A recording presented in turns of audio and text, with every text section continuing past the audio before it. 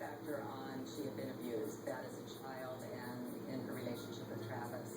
And that was key to many of the people. Those were some of the mitigating factors. And then remember that all of the evidence that was presented before us in the actual criminal case, that evidence could be used as mitigating factors. And so some of those people looked at text messages and voicemails, etc., that had been left and felt there was some abuse there, and that was their personal decision. Jodi, this is Jurors speaking out. The jury that convicted her. We've got with us Carol Gosselink, juror number 10, who ended up being an alternate. Now, Carol, we do things a little bit differently here in After Dark. We always try to, surprise people a little bit. So, Carol, you're juror number 10 in a high-profile case, a very unique club that you're in, right? I want to introduce you now to Julie Zanartu, who's joining us on the phone. She was juror number 9 in the Scott Peterson case, and she's actually been following the Arias case to a certain extent. So, Julie, I'd like to meet Carol. Carol, Julie, say hello to each other. Hi, Julie. Carol. All right, now let's start here. Julie, we've all been asking Carol a bunch of questions tonight. So, juror number 9 from Scott Peterson case. Do you have any questions for juror number 10 from the Jodi Arias case?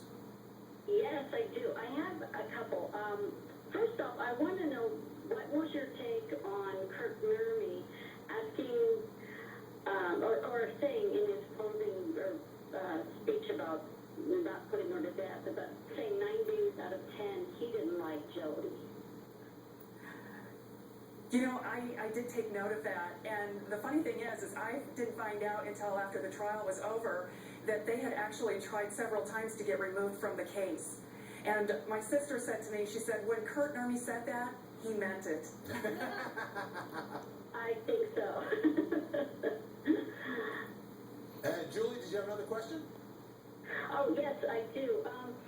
Also, I know you didn't get to deliberate, but I heard that you said you would have voted for the death penalty. Would you have felt differently if Jodi had given a heartfelt apology to Travis's family right there and then, or even in any way said she was sorry at all? I think that would have made a difference. I believe it would have. Between her lack of remorse and family wishes, those were probably the two major points that stuck out for me. So that would eliminate one of the two right there. Yeah, that would have made a difference. All right. Oh, go ahead, Julie.